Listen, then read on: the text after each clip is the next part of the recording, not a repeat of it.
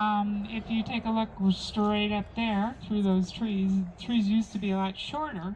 You can see the peak, San Bernardino Peak, and that's the highest peak in Southern California at 11,502 feet. It's above tree line, that's why it's just all granite rock and gray. That is kind of in the center of the wilderness areas. So in 1964, they created the Wilderness Act. The government created the Wilderness Act, which provides permanent protection for all of the wilderness areas in the country and in Hawaii and Alaska. And it is a federally protected area. It is very important. It's kept in its natural, undisturbed, and wild condition. You cannot ride mountain bikes up there, motorized bikes. Nothing motorized, nothing wheeled goes up in the wilderness. It's all foot. You can ride horses or mules up there if you want to, but that's about the only other alternative way that you can get up there in the wilderness. It has little evidence of people as possible. That's why I always say everybody makes a difference. Whatever trail you're walking on, wherever you're hiking, wherever you're at in the forest, if you pick up that one piece of trash or whatever that's laying on the ground, that makes a difference, no matter where you're at. We have no buildings, no roads, no vehicles up in the wilderness, just nature. And if you look at that peak up there, try and think of it with a handy-dandy, nice ski chalet on the top of it, and ski runs coming down, because that was originally what people wanted to do with the wilderness, with this area of Southern California.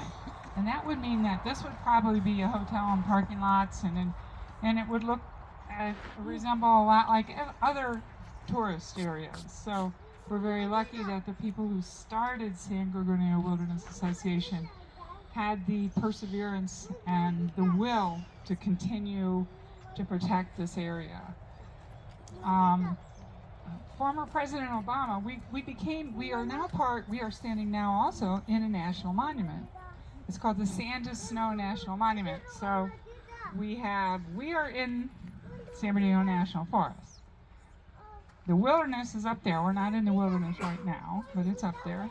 Wilderness, San Bernardino National Forest, and then we're also encompassed in the Sand to Snow National Monument, one of the newer monuments in the country. Former President Obama used the Antiquities Act and proclaimed Sand to Snow National Monument on February 11th, 2016.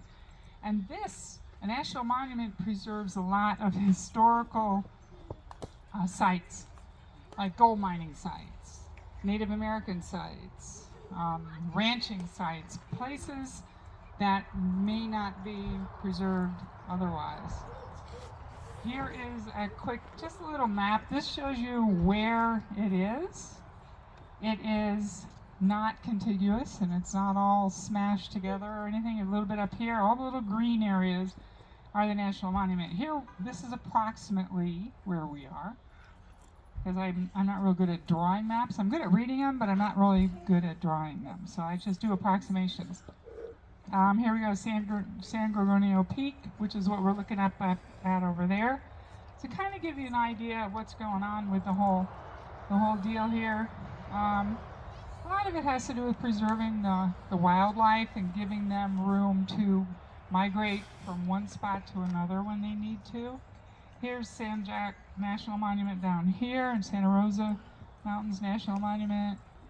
But you can see it starts out down in the desert where there's lots of sand and goes all the way up to San Bernardino Peak, which is the snow part of the Sand to Snow. So that's what, and there are still a few little patches of snow up there, not too many. In another week there probably won't be any. Old-time miners nicknamed San Bernardino Peak Old Grayback, because from Big Bear it looks like the back of a big, huge gray animal. So that's what they called it. So that's why it's nicknamed Old Grayback, and that's why the amphitheater is named after that. Here it is. This is from Joshua Tree National Park. If you drive west on the 10, past in Coachella, starting Coachella and Drive West, you will see San Jac on one side and San Gorgonio on the other side. For most of this part of Southern California, you really can't see San Gorgonio Peak. It doesn't like stick up over all the other mountains. We've got like 9 peaks up here, so a little crowded up there in the mountain range. San Bernardino National Forest is the #1 visited wilderness and forest in Southern California. We attract over 2 million visitors a year. 2 million visitors a year.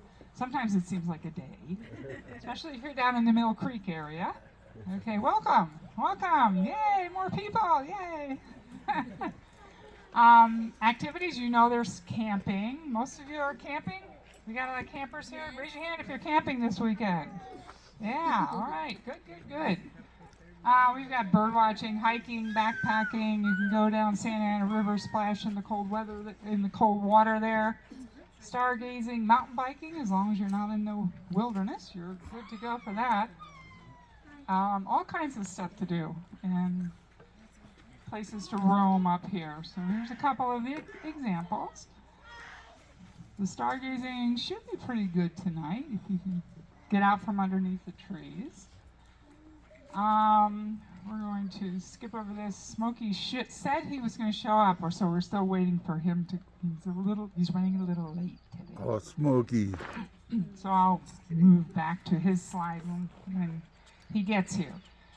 This is just a list of the 4 fires, the 4 main fires that we've had up here. If you came up the 38, either way, came up from Big Bear or you came up from Redlands and Mentone, you saw a lot of burned forest. It's important to remember that burned forest is not ruined forest.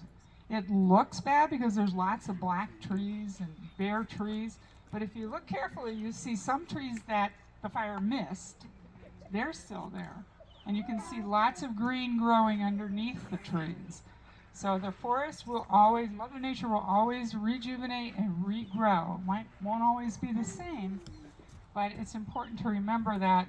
And as we are once again getting into fire season, so I'd like to take a moment right now to send up a silent thank you for the firefighters and their support personnel who keep the mountains safe and our whole state safe from wildfires and the threat that they cause for residential and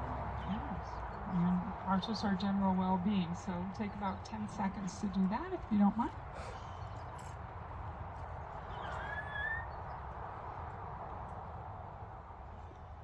And let's give them a round of applause. Do we have any firefighters in the group?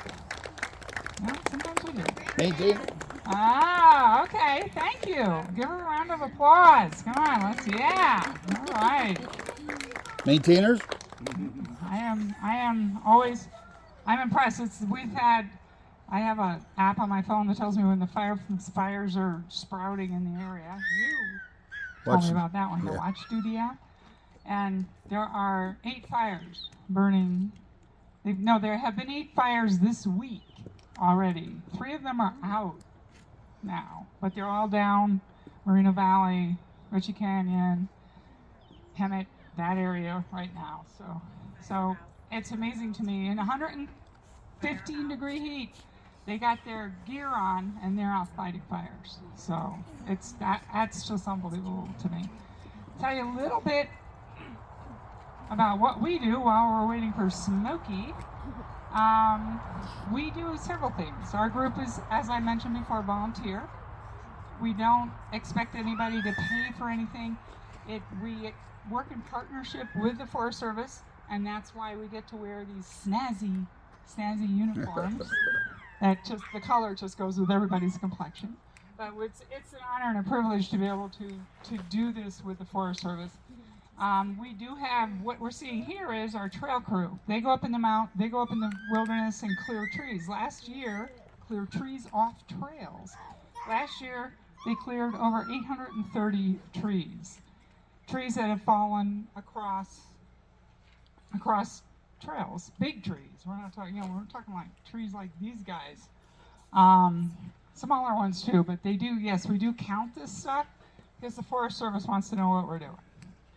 They cleared and repaired 34,300 feet of trail only in the wilderness.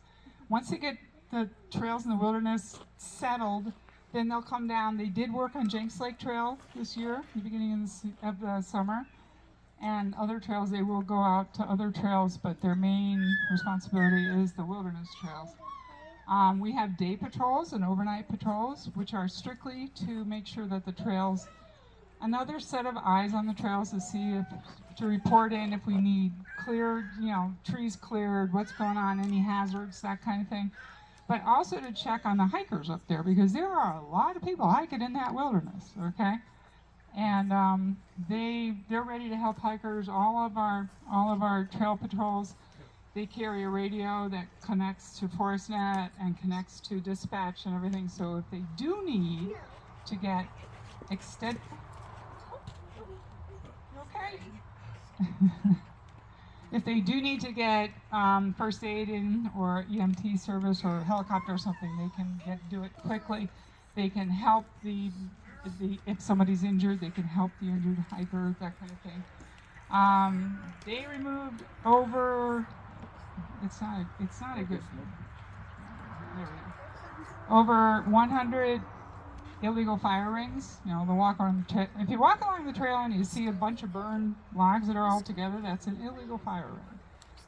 Okay, the only legal fire rings right now are in the campgrounds. Those are the only place that anybody's supposed to be having campfires.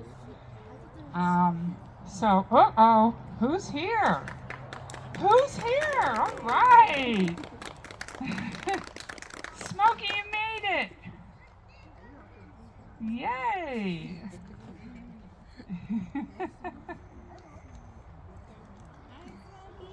Welcome. He was at the bar, huh? Only you. Okay, so Smokey managed to get away from the fires down the hill and join us for a few minutes. We need, give him a round of applause. Thanks for showing up, Smokey. Hey, Smokey. I know we have people who are, kids and grown-ups maybe, who are anxious to get a picture with you, a photo with you. So if we could, feel free. We can make a little line right here. Who's gonna get us? Who's first up? Once one person goes, then everybody goes. And who's first up?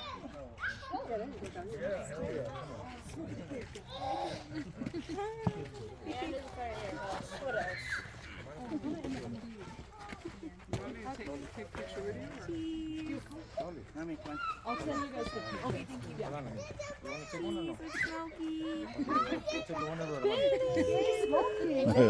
Baby's not even afraid. Wow. I always call him Smokey the Bear, but they say it's only Smokey Bear. Right, Smokey. Yeah, and I always call him Smokey the Bear. That's what I always called him. And one day one of the ranger guys says, "No, it's Smokey Bear." I was like, I always added the. His saying is, he always says, only you. Only you. Bear meal. That's all he ever said. You want to take a picture? And he always wears pants. Oh, yeah. No naked bears. No bear. Take a picture of your cousin. Don't be scared. Go. Look at that. There we go. Look at the big bear. All right, everybody say Smokey. Smokey. There we go. Thank you. Oh, there's more. Okay. I'm sorry. Ready? So you gonna go too? There's more. You see the bear? Look at the bear. It's Smokey.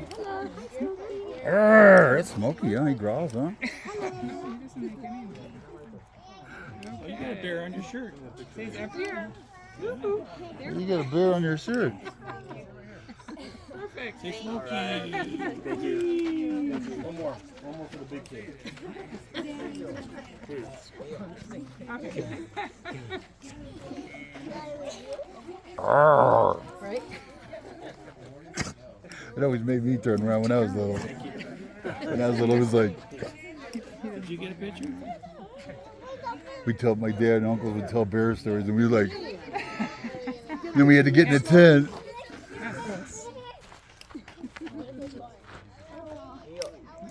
Smile. There we go. Okay. Thank you. Anybody else? You want to go say give them a high five? High Give five. them a high five? We'll high five them. Low five? Five. Low five? Baby five.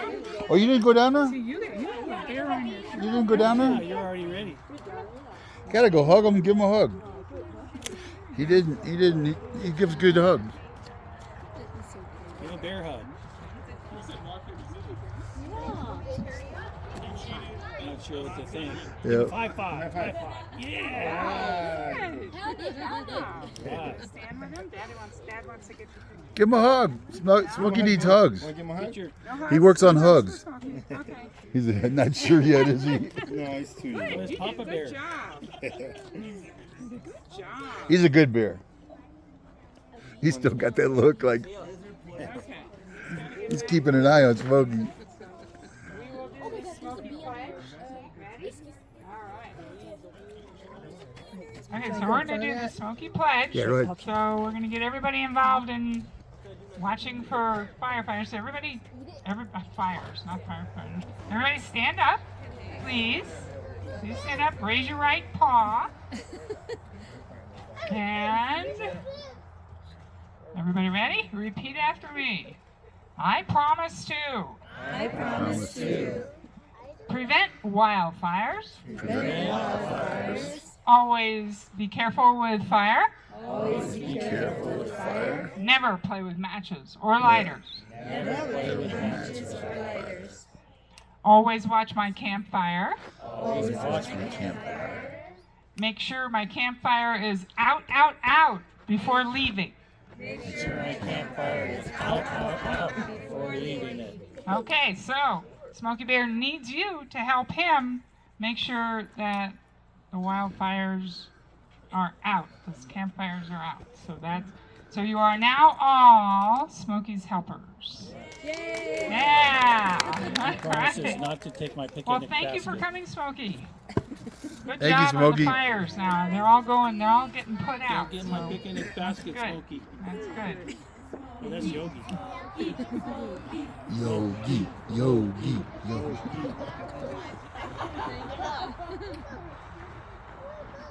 It's hard to walk in them shoes. Yeah, it's probably hard to see out of that mat. Oop, we shouldn't say that, huh? Okay, and so we took out over 100 illegal campfire rings, and we collected over 170 bags of trash. And I think that's a little low because I know I collect 2 or 3 bags every weekend, so it's probably a little higher. I don't report my stuff, so I don't know why. Okay, we pick up litter and trash even when we're hiking. We cook rocks off the trail so people don't trip. We do remove a lot of graffiti, especially down in Mill Creek area. For some reason that seems to congregate down there. We do that. Also do that. We share nature with the public, kind of like all the time. We do that down at the visitor center at Barton Flats. We have a lot of different skulls and things that you can take a look at, little stuffed animals and all kinds of stuff. We have a big carved Smokey down there also. We do 15 of these ranger talks every summer, 15 of them every Saturday evening from Memorial Day to Labor Day. We do nature talks on the trails, like some of us when we're hiking, we all have areas of expertise. We know about the flowers or the trees or the bears or something. And we can talk to the people that we meet on the trails or visitor center about that. And the Big Falls area also, we do these little pop-up nature talks. So we do a lot of that stuff. We man the visitor centers. Last year we donated 14,000 hours. Altogether we have about 150 to 200 active volunteers every year, which is pretty good, and they're active. The value of 14,000 hours for last year was $420,000. So that's what we saved the Forest Service as far as, time spent. The neatest thing about the San Bernardino Wilderness Association, besides the fact that you meet a lot of people that have the same kind of outdoor interests that you do, is that there's no minimum hours. They're not. I mean, it's not like you join and they say, okay, well, you need to go here one time and here another time and this another time. You get to pick whatever you want to do or not want to do, and there's no minimum buy-in. You don't have to give anybody any money or anything. We don't even suggest that you purchase a uniform until you've been with us for about a year, so you know that you want to be with us, so you don't get stuck with the uniform. And we have a lot of used shirts, and as a matter of fact, my whole outfit is from our thrift table, so to speak. Where, you know, you don't have to invest a lot of money into it, so it's, and you don't have to do it a certain number of times a season. You can do it, if you like to winter camp, this is the group for you. Because we have people who like to go up in the wintertime and camp up there and do overnights and stuff. And they take radios and things like that. So if you really want to get into winter weather, talk to us. But anyway, so we do it all year round. We just do most of our volunteering happens during the summer. We have an annual forest festival. This year it is on August 19th at the Barton Flats Visitor Center. If you came up from Mentone and Redlands on the 38, you zip right by the Barton Flats Visitor Center. It's at that the only straight area of the road on the way up. The festival runs from 10 to 3. There'll be lots of stuff to do. Lots of vendors, search and rescue. We'll have nature crafts. We'll have music. We'll have all kinds of stuff. So, and you don't have to stay. You just stop by, say hi, and enjoy it, and then be on your way up to your campground. We do exist quite a bit on donations. As you can see, we have our donations jar right over there. We are a nonprofit organization, and so we are enthusiastically accept any size donation whatsoever. Our motto is to serve, protect, and educate. So I would like to thank you in advance for any kind of donation that you can afford. If you would like to check out further information about our services, about what we do, and what it looks like, just check out sgwa.org. We just redid our whole website, and it tells a lot about the different kinds of stuff going on in our organization and on the hiking trails. So it's very informative. So anyway, that is my spiel for San Bernardino Wilderness Association. I am now going to welcome Betty, Ranger Betty. She's going to be talking about bats. Very cool.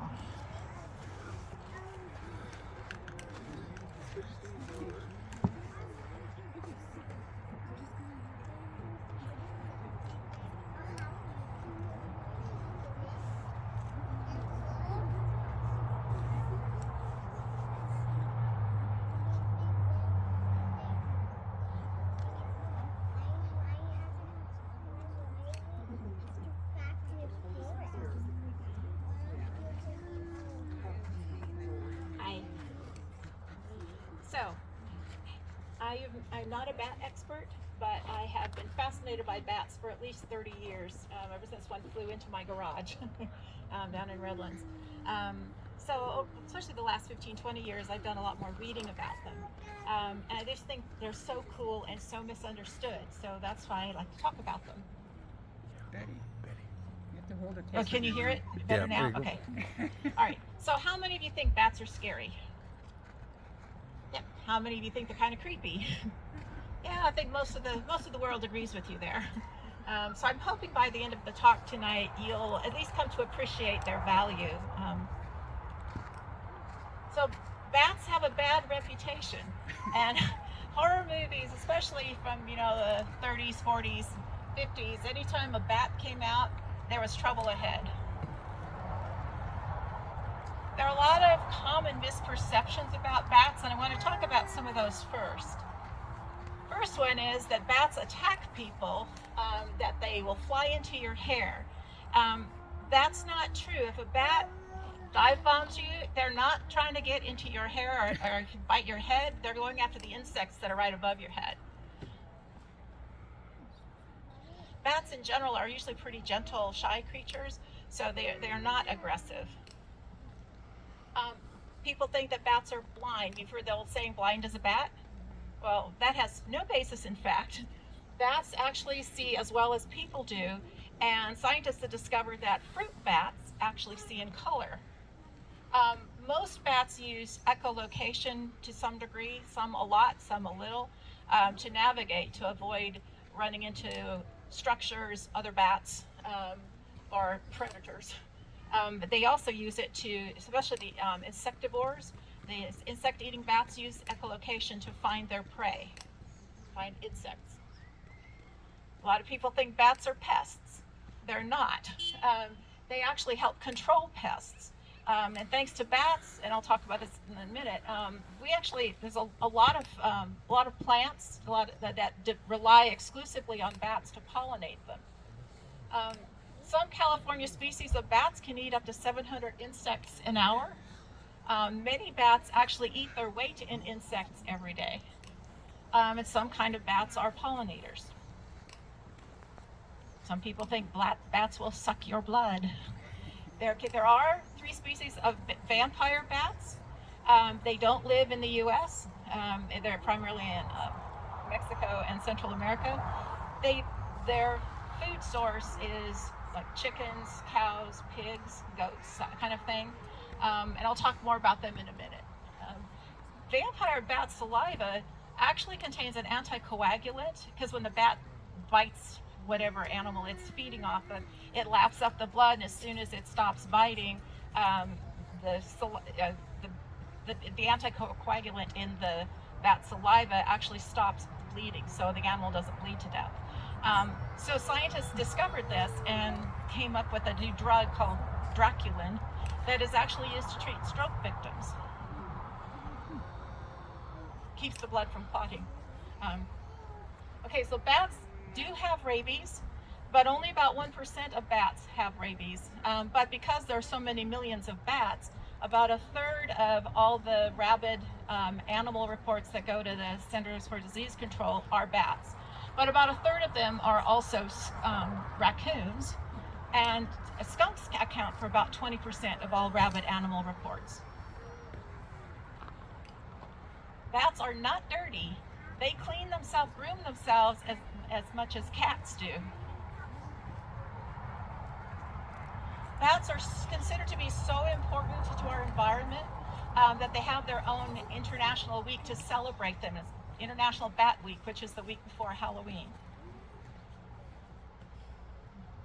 So the scientific order that bats are in is called Chiroptera, which gets its name from the Greek words for wing and hand, or hand and wing. They're the only mammals that can fly. Some people think flying squirrels actually fly, but they don't. They glide.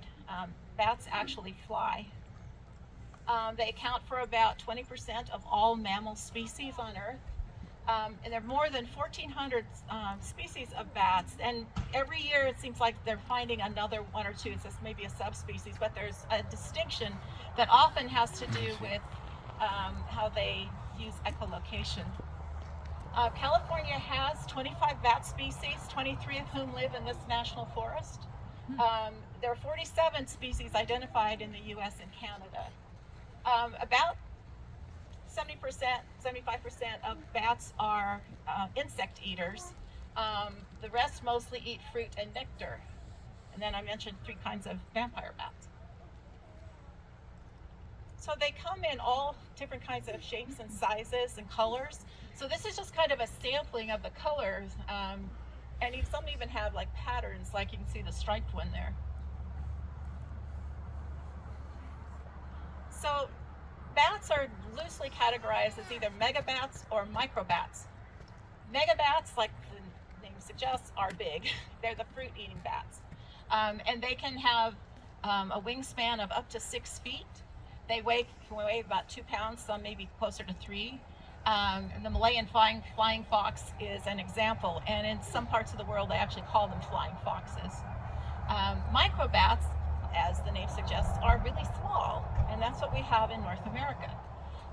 The smallest microbat known is the bumblebee bat. It's in Thailand, And it weighs as much as a penny and is about the size of a paperclip. So megabats are mostly fruit and nectar eaters. They're found in Africa, Asia, and Australia.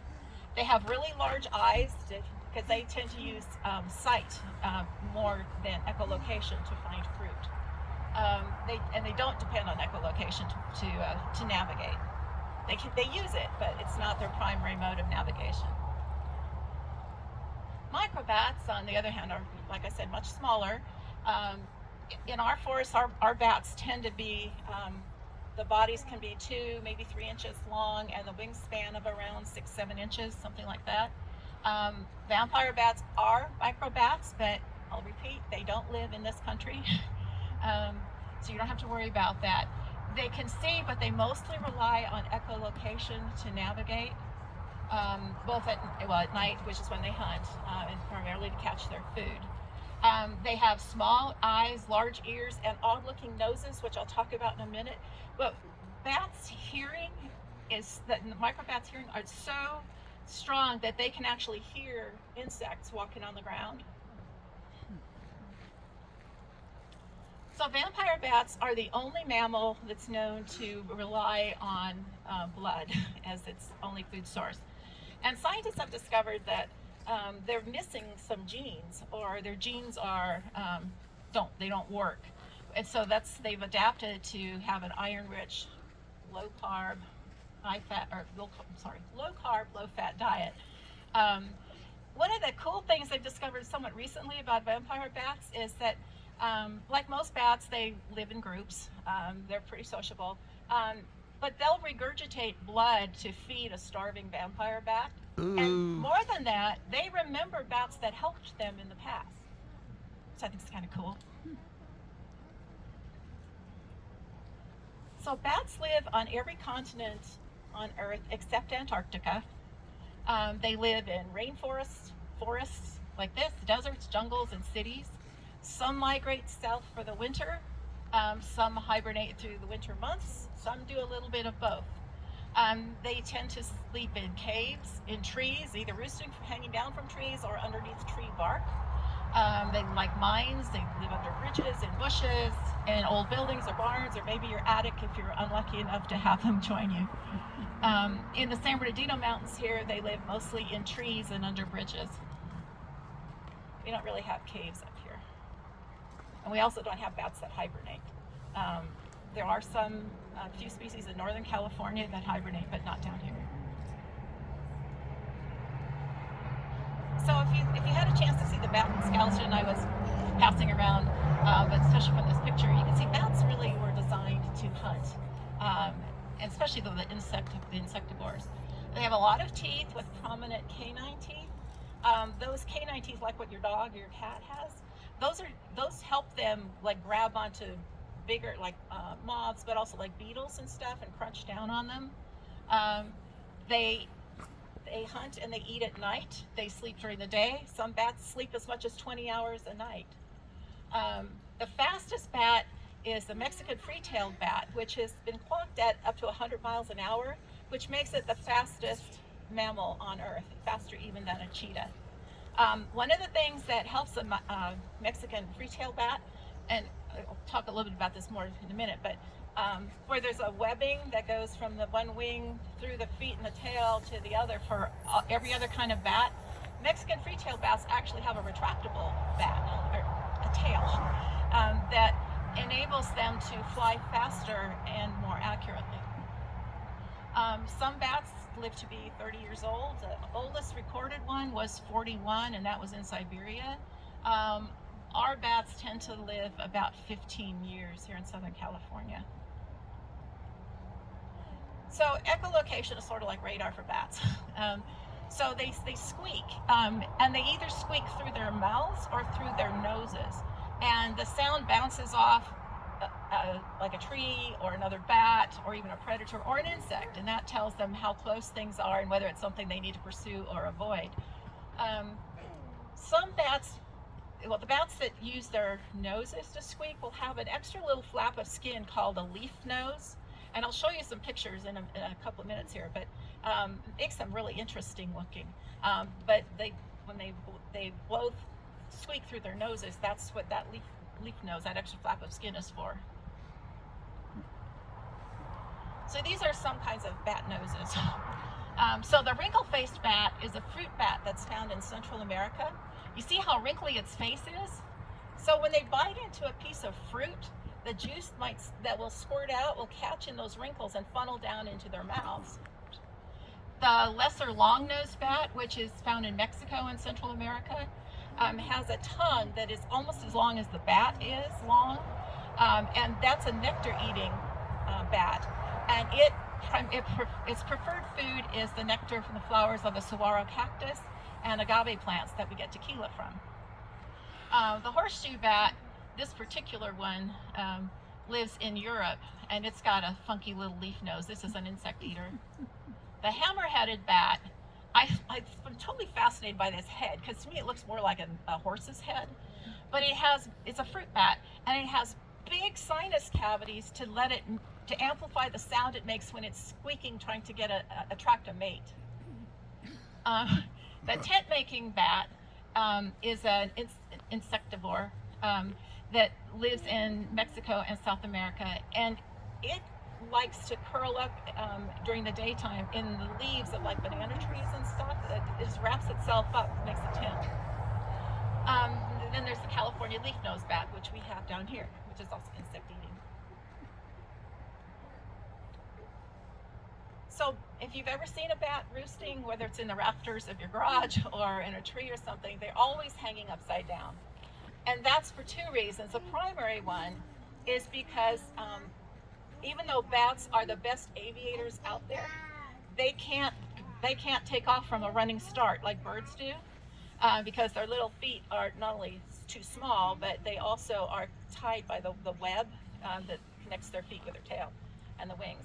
So they have to be hanging upside down to drop into flight. That also helps them escape predators much more quickly. And their primary predators are like owls and hawks and even snakes. I wish there was some flying around right now. Eat some of these bugs. So bats' wings look kind of like human hands. And there's even at the top, you can see this little tiny notch, but it's like a little bit of a finger at the top. It's like a thumb that they can use when they're flying. When they're trying to latch onto a tree branch or something, they can use the thumb to help grab it, and then they flip themselves over. But they have this thick membrane that connects all the fingers that are in the fingers, the bones, and their wings, and the feet, and the tail. And if that membrane tears, it actually will heal itself pretty quickly. So bat families are usually pretty sociable. If you've ever been, and they like to live in large groups generally, not always, but usually. If anybody's ever been to San Antonio, you see that big bridge that they went in the Bracken Caves. There's a couple of big places there, but the Bracken Caves is the one where people will camp out, when it's getting close to dusk, so they can watch, because there's 15 million Mexican free-tailed bats that come out every night and go back every morning. So it's not only fascinating to watch them, it's become a big ecotourism thing for Texas. Bats have a gestation period of anywhere from 3 to 12 months, depending on the species. They tend to have only one pup a year, and that's what baby bats are called. They are pups. They're born without hair. They have strong legs so they can hang on to their mothers. At 3 weeks, they learn to fly. By 4 weeks, they're adult-sized, although many of them continue to nurse their moms for up to 6 months. Sometimes, this is how sociable bats are, sometimes one particular mother bat needs to go out and hunt, and another bat will take care of her babies, their babies while they're out flying around. And mother bats actually can smell their own pup when they get back to where they're all roosting. So does anybody know what you would call a group of bats? Anybody think it's a camp? Colony. Colony? How about a cloud or a cauldron? Okay, all of those. They're all correct. There are actually a few other names too, but this is It goes the cauldron. This kind of feeds into why people think bats are so awful or scary. They're not. Oops, what happened here?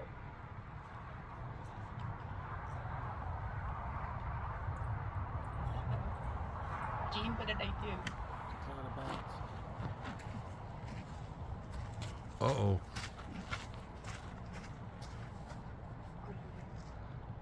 Okay, that's what we just had.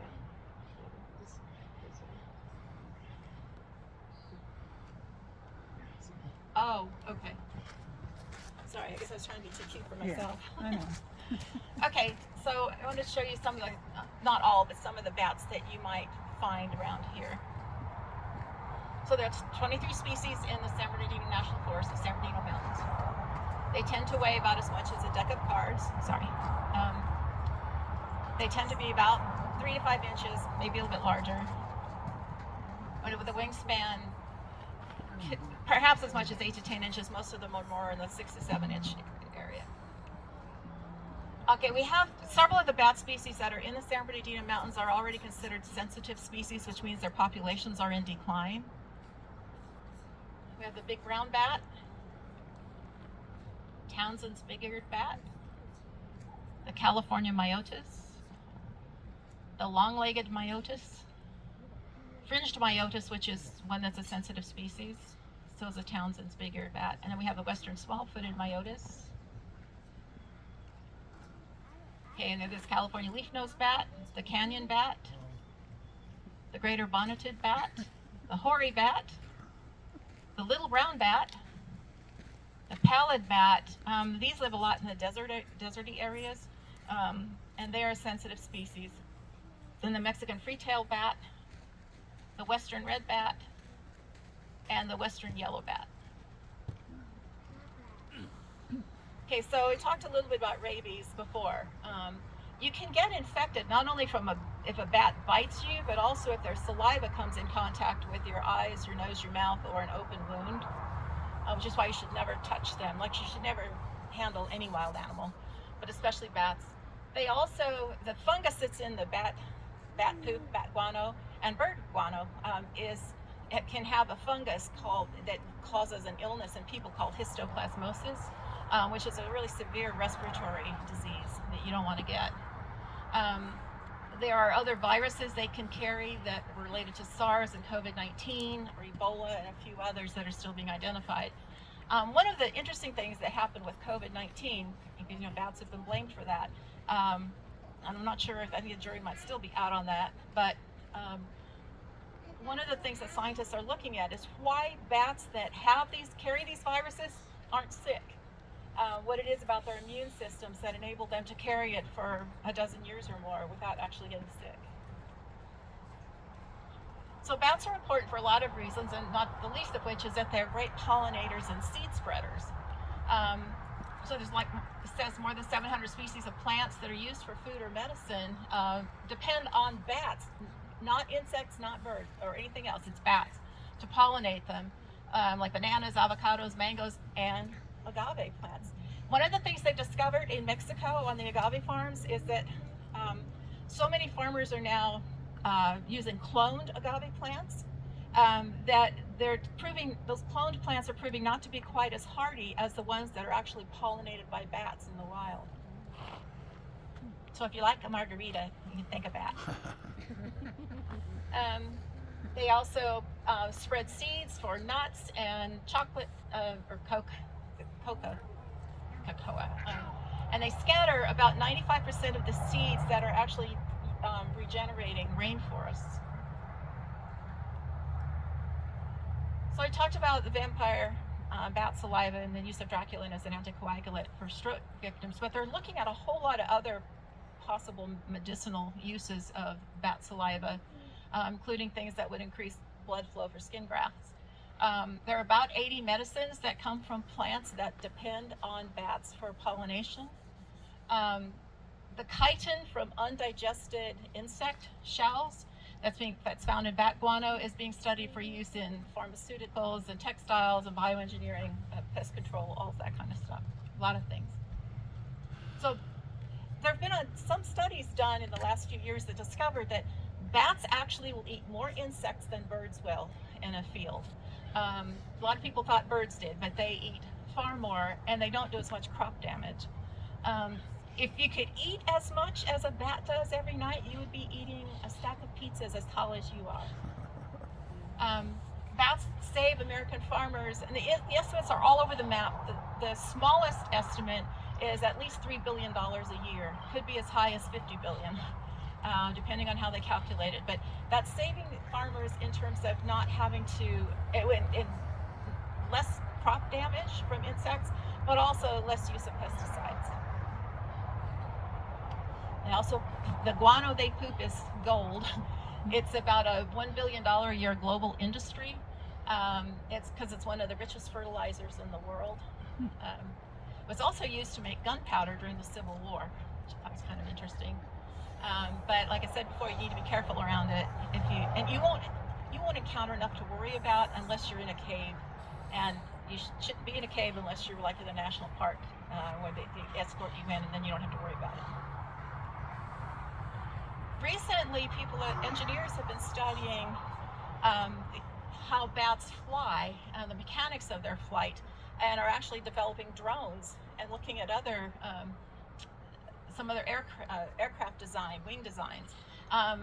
So some drones are actually being developed that flap their wings like a bat, and others just have a wing design that's more stable. But there's a lot of work being done in that area. The picture of the drone I have there is actually from a DARPA research project. For all of the good they do for us, they're in real trouble. Bats are. There are at least now 13 North American bat species that are considered endangered or threatened. One was just added a few months ago. There's another one that the government is looking at upping from a threatened to endangered, and there's a third one that is looking to go from sensitive to threatened. Some bat colonies, because the white nose syndrome is what's killing off a lot of bats. There are other things too, which we'll talk about in a second, but the white nose syndrome is really affecting bats that hibernate. It's a fungus that was imported from Europe. It was not native here, but it is just decimating bat colonies that are in caves. This is why our bats pretty much have avoided that, although they have found it in one colony up in Northern California. It's not big yet, but their state fish and wildlife people are watching it. The problem with this fungus is that it settles on their muzzle and on their bodies, and it causes them to dehydrate. So they wake up early from hibernation, long before the insects are out that they would feed on, and they starve to death.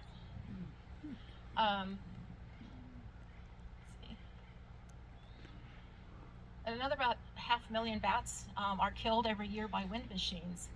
There have been several theories about what's happening with that, but they finally, some research papers that came out just about a year or two ago said, they threw out all the other theories and said it's collisions with wind machines, it's nothing else, no change in barometric pressure, none of that kind of stuff. They're actually colliding with the wind machines. So there are several things that scientists are looking at as a way to deter the bats, because apparently the theory is that the bats are looking at the wind machines as a place to roost. So they're looking at doing ultrasonic sound as a deterrent, or ultraviolet light, because bats can see that, or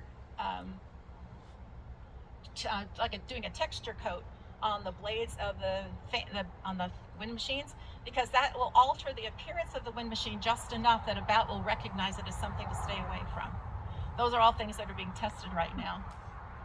Drought is causing a lot of problem for bats because there's less water available in much of the country, and they need that.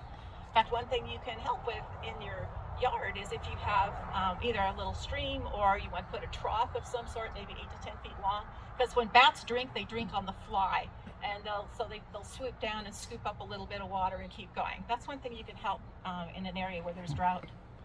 Habitat destruction is also causing a lot of trouble. We can all help bats. You can be a bat ambassador and help people know that they don't have to be afraid of bats, that they're really a good thing in our environment. Like create water sources. You can build a bat house, and I actually have plans for building a bat house if you would like to take something with you. You can become a citizen scientist. There's an iNaturalist app that you can use to record your observations. You can report sightings of bat colonies or sick or dying bats that you find. One just landed in my son's driveway down in Highland last weekend, and they ended up reporting it to Fish and Wildlife. California Fish and Wildlife actually has a report a sick or dying bat form you can fill out. The best thing to do if you're in an area where bats hibernate is to stay out of caves and mines. There are places like Carlsbad Cavern where you can go on a tour that the National Park Service will do, but they have you decontaminate before you go in. If a bat ends up coming into your attic, you can call somebody who actually knows what they're doing and is sensitive to the importance of bats and will trap them and release them. You can create a bat-friendly garden with native species that will attract more insects, that will attract bats. And to minimize light pollution, you would think that since light attracts insects, that might be helpful, but bats are put off by the lights. So it disrupts their hunting patterns. So if a bat flies into your home, and I've actually not heard of this, but I guess it does happen. Are we You see happy that? bats out? That was a bat, just went across above you. Oh, cool. I missed it. Little guy. So if a bat does fly into your home, it's usually lost or confused. So you could open up all your doors and windows, turn off your ceiling fans, turn off your lights, and hopefully it'll leave on its own. If it doesn't, then you can call your animal control or a bat rescue group. There are groups out there that focus on bat conservation, like Bat Conservation International, Bat World Sanctuary. Those have a lot more information on bats generally, but also some things that you can do to help too, because they do need our help. So thank you for listening. Thank you. So if anybody would like instructions on how to build a bat house, I've got some here. Okay.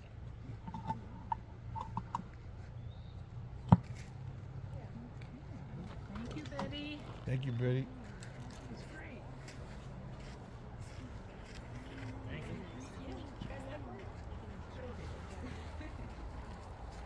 Do they still make gunpowder out of bat poop?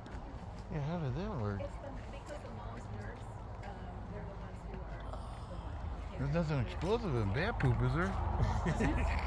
The explosive not of gun bat poop. Wonder how they did that. Do they still do it? Can I see your little glass thing too? Ooh, thank you. Yeah, I'll hold it in front of the camera. Hopefully it'll. Kids, a bat flew into our house, and my mom's running around screaming. And my brother was about 14 years old at the time. He found it in a shoebox. I don't know if I can. Shoebox with the cover. Oh my gosh. And the bat hung upside She's down. got a little display. Walked over to it and Look, brought it into the shoebox. that's a full-size and let bat. it go outside. That's cool. Yeah. I thought it was Yeah. a baby bat, but she said it's full size. Yeah. Oh, thank you, Betty. Thank you. Do you want more apricots? Yeah, go ahead. If you want apricots, Thank grab. you. Yeah. I've got a ton of them, so don't feel bad about taking half the bucket because I got so many I can't. I give them to the neighbors and the kids come get them, and they're still going on the ground. Oh, wow. Birds are getting some, and Well, I love them. My grandfather used to have a tree in his backyard in Banning years ago, you know, and we get them. And I love fresh fruit like that. That's a real treat. Thank you. it's a new tree, about 4 years old. First Yeah. couple years, nothing. And I was like, oh come on.